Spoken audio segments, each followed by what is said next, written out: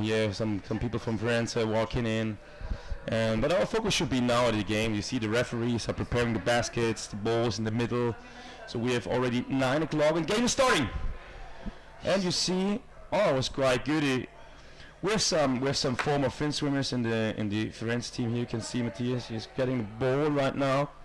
It was quite good. He started of France, but now they lost the ball. Unfortunately, this is.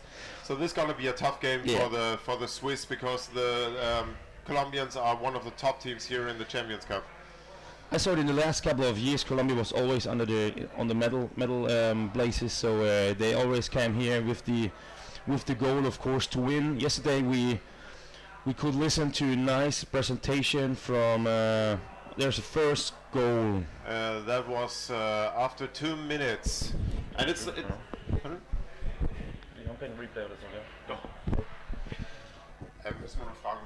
Okay. So as far as we know, we will have a replay, but we will probably use a lot of replays in this game if we see every goal. Yeah, it's no surprise the first game, and you will see probably for the Orcas that this game is some kind of exercise for the games coming up. Yesterday in the Underwater Rugby Academy, they showed us a presentation. Samuel Gaviria showed us a presentation about how to score, and we will see this executed probably very nice and very well in this game. So it's easy for them to strip away the ball, and we already saw it from the junior team of the Colombians at the World Championships, the agility and the speed with which they play. But nevertheless, the Swiss do quite a good job in this moment to be in their way.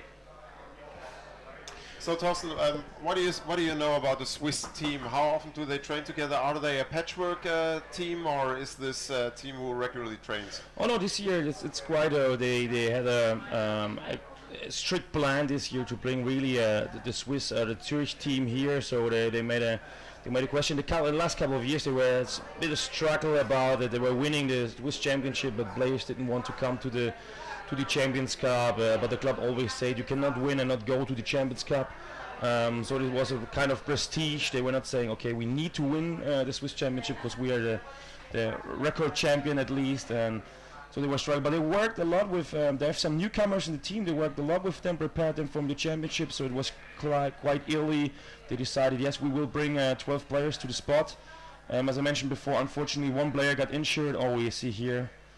Yeah, the next goal, it was Daniel Jussen on their goal who was not able to defeat it, but it's also quite hard against Colombia, because as we have seen yesterday, they're very physical and they trained a lot of scoring. Because what Samuel Gaviria, head coach of the Orcas, told us last year, they all put on weight to be heavier in the game, which according to Samuel is a decisive factor in a game to win a game.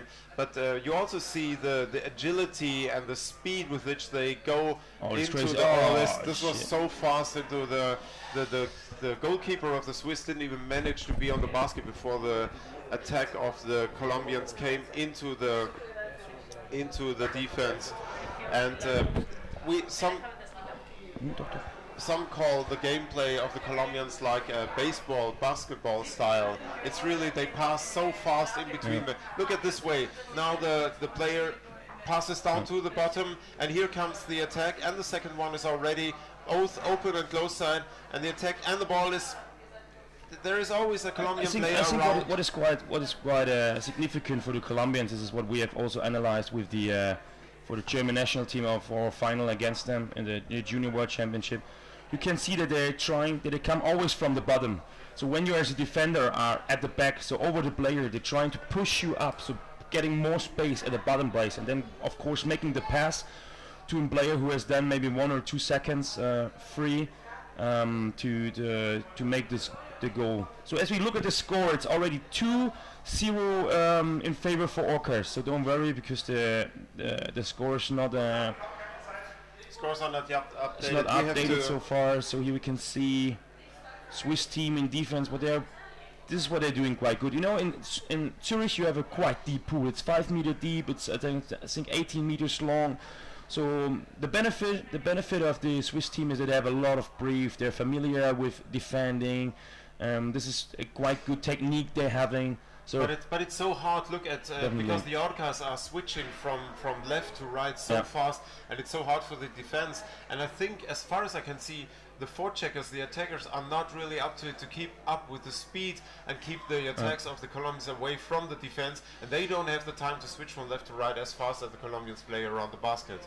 It's true. As you see, it feels like there are all the time 3 or 4 players from Colombia underwater. They are passing the ball around. It's very hard for the forechecking, as you see here, to come forward. They, with their continuously playing around the basket, there are occurring mistakes in the defense, and sometimes the defender is not in the right position, or he's changing or going to the surface too early before his exchange or a replacement is important. Now we see here one of the strong, and now he tries always, to attack the ball on the other side of the basket. The ball carrier right now is Samuel Gaviria, the head coach, and there's a call from the referee. Grip to the mask, and it's a free throw against Colombia. But you see the Swiss are getting out of the water quite heavily, so they are already under pressure. And the Colombians, for them, it's probably a warm-up, and they are still asleep because for them it's 2 o'clock in the morning. It's the score is now updated. It's 3-0 for Orcas, not for Zürich. So don't worry, sir, here for all the spectators, unfortunately, or the Swiss supporters.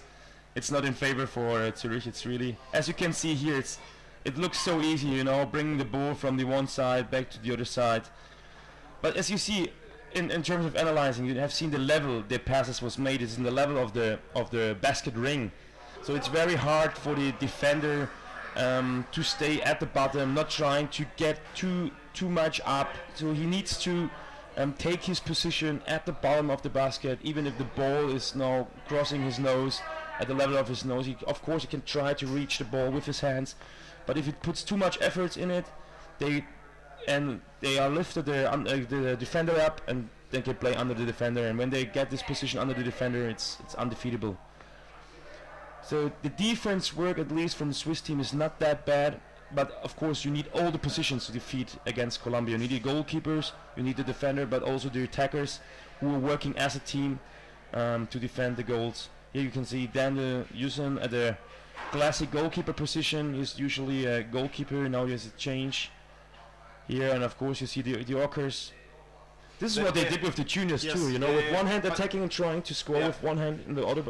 But you see, they're very undisturbed in their play because the Swiss are lacking behind a meter at least. Now here you see Martin, for example, interception the ball. This is, for example, something they usually not doing.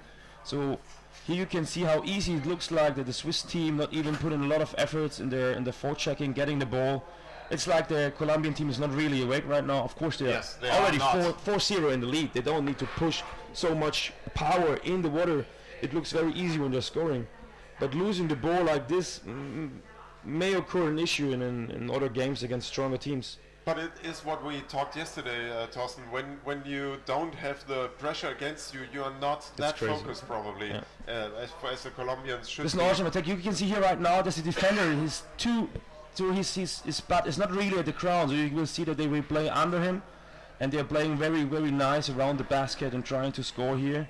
So this was an awesome attack too. There are huge gaps in the Swiss defense, and you cannot do this against a team like the Colombians because they're so fast in between, and but it's hard to keep up with this. Hi everybody there. It's so hard to keep up with the speed. They turn around the basket and they just attack from every side, and then everyone is able to score. Can we please switch back in the game? I'd like to see Thorsten, but. Right now, I see it all the time. Now here you see the strong attack. Now this is This was, I guess, 99 from Colombia, who was the top scorer at the Junior World Championship. His technique is awesome. He scored almost the same at the final of the Junior Championship. It's very strong. With one hand, he's lifting the goalkeeper a bit, and with the other, he's like putting the ball between the wall and the shoulder of the goalkeeper at the head side. This is so hard to defend. We now have a result 6-0 for the Orcas. It's not for Zürich, and so we're almost in the halftime break. So this is the first real proper attack. It's Piccolo, the team captain, who's trying to score, but it was very nice defended by Colombia. He not really had a chance, but at least he could touch. And now you're seeing here Daniel Yusen in the defense being attacked by Colombian players. he switched to the goalkeeper position, but yeah, this is quite hard. And Piccolo tries to change. Now there's a halftime call, or no, free throw call. Against Colombia. But time should be over now. Ist jetzt richtig? Ja, ne, ist immer noch falsch. Ja, die arbeiten dran. Also das Problem ist, So we're working on the scoreboard. It's 6-0 for the Orcas. So just the referees can change. Yeah. So we have a 3 minutes halftime break. So it's all the games are quite tough and quite close. We have two. So we're playing 2 halves. So each half with 10 minutes playing time. The time is not stopping during a break. So this is the specific rules for the Champions Cup. We could see here in the 10 minutes play a 6-0 lead by Orcas. Was quite impressive. It doesn't look that very intensive game style the Orcas players did, but the scoring was very nice. You can see some how do you say, unexperienced situation in the Swiss team, the Zurich team brought here a Zurich team with a couple of not so experienced players. So for some of them it's the first Champions Cup now, and we need to consider this. At least they have also some very well experienced goalkeepers. This is why they could defend even some attacks by Colombia. But yeah, Colombia is here the favorite, or the favorite of this the top team. The top team, one of the top teams. And do the Swiss have a girl in their team? There are not many mixed teams in the Champions Cup. oh, they brought their own female team this year. Yeah, Yeah, the first exactly. time, Yeah. And you see the helpers T-shirt here with Eva in the picture in the middle. She's part of the. On the right is Lisa.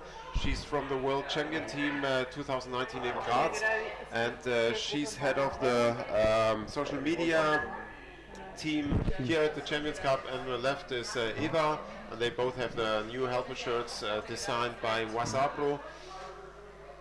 So we really try to this time connect with the World Champion team from the World Championships, and I connected them some months ago, and I asked them if they want to come over, connect with us, and make their experiences here, and we can learn from them, because me and Lorena, we will go to the World Championship as commentators.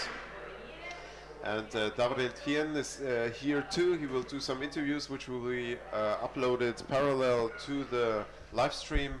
He's doing interviews with the players. So we really try to work already with the team of a World Championship for them to give some experience. And Georg Ribic will be here on Saturday. He also was at the World Championship for juniors in Oberhausen to collect some impressions, what is good, what is bad, what he would change, and to get some experience with organizing.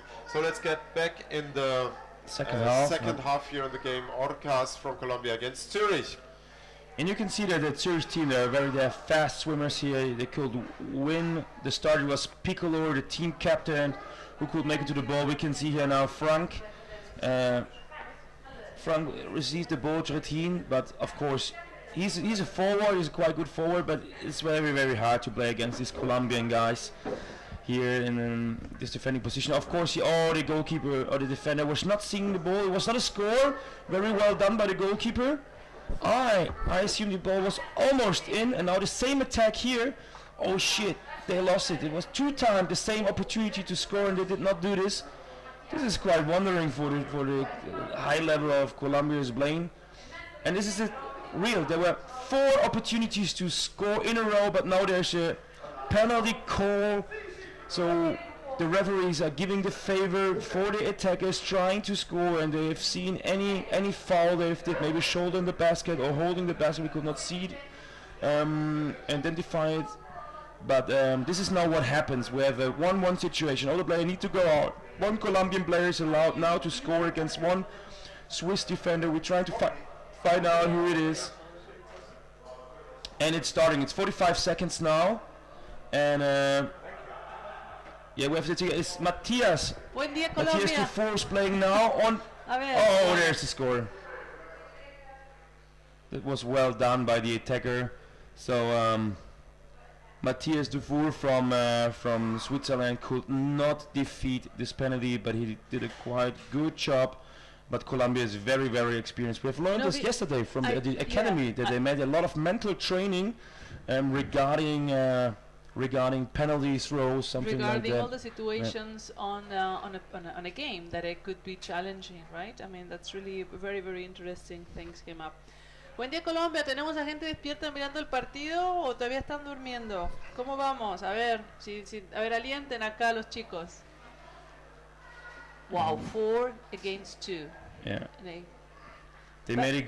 Yeah. Well, the Colombian is doing a quite good positioning game. So they're trying to always bring the ball on the open side of the field. This is the side of the basket we can see here, and so they're playing the game all around the baskets. But finally, they try very, very often to score from the open side.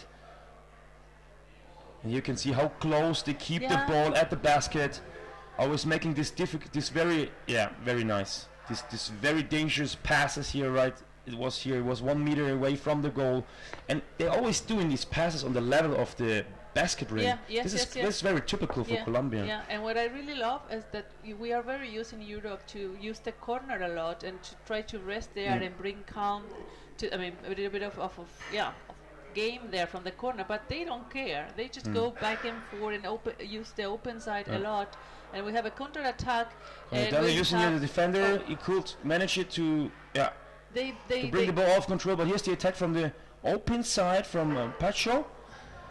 I unfortunately could not make it. It was a foul attacking the head, so it's against Colombia's free throw now. They do that a lot. They pass back. The juniors did it in the championship as well. And normally they do it blind. And normally there's someone to pick it up. But right now it just didn't work out. So it's amazing that they know where the player is supposed to be. So they play regardless of it's there or not. It's a kind of blind passing. It's very, very nice. They're losing the ball again because they have it very often in the hand.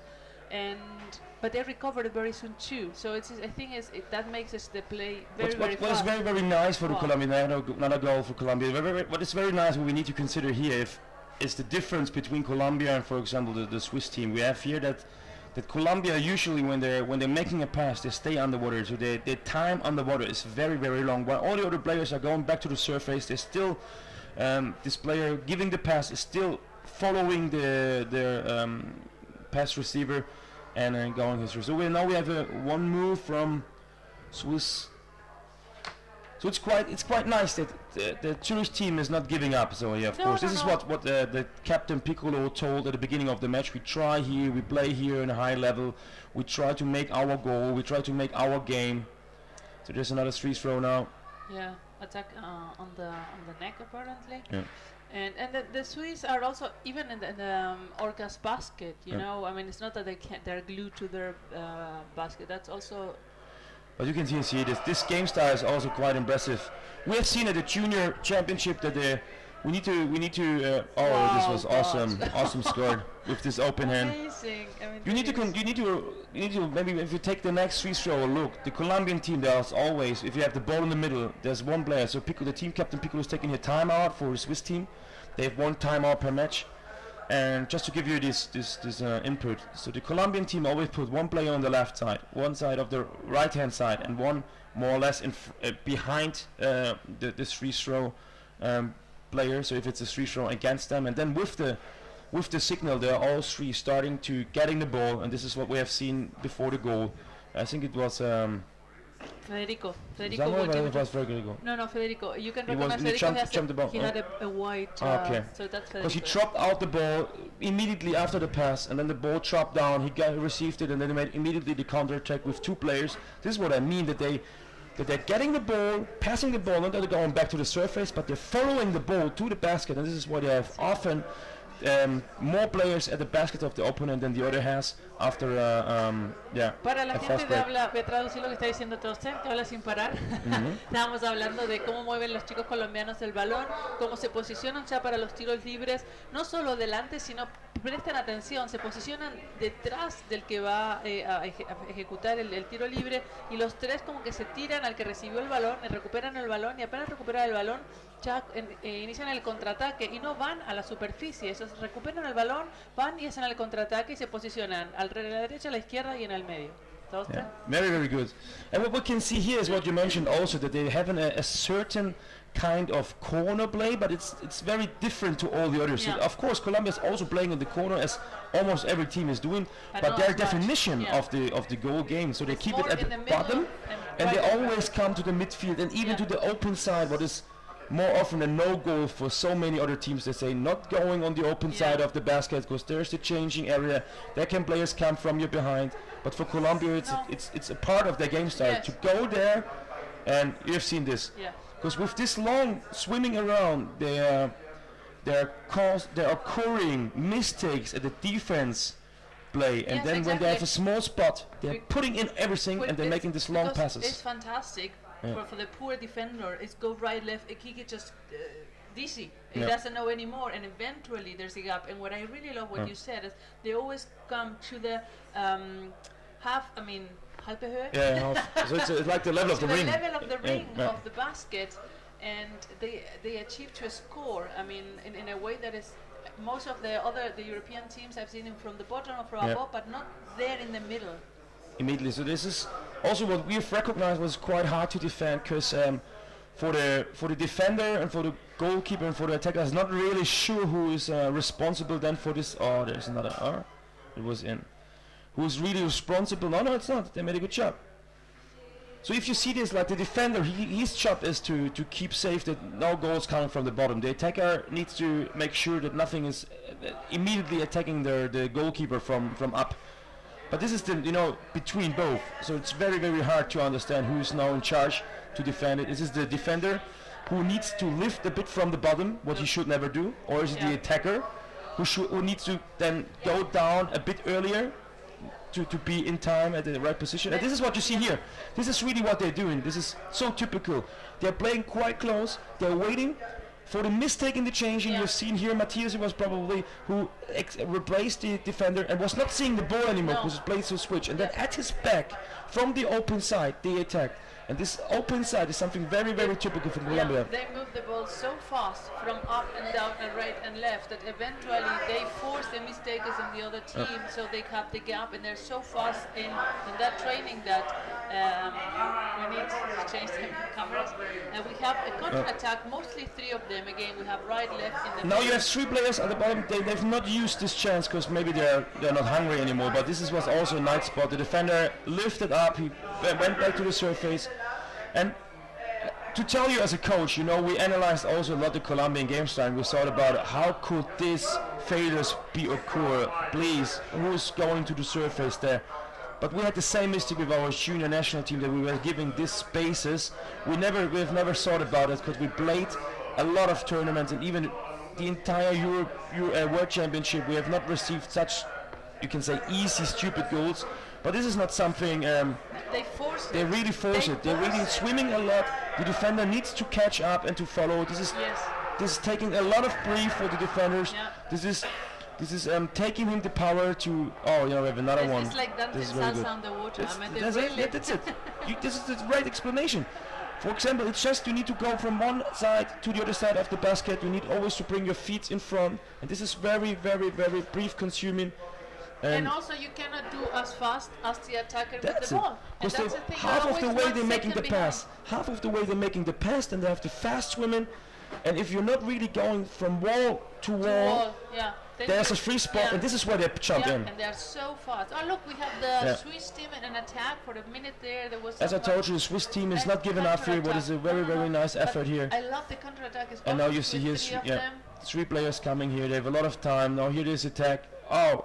This was not very good because he was now lifting the goalkeeper by the head. It was Hannes Puschel who could defeat this attack. Quite well done. I don't think it was it a score or not? I'm not sure. We have not seen that. But the attacker was, initially he tried to lift the goalkeeper by the head, but Hannes Puschel could defeat it.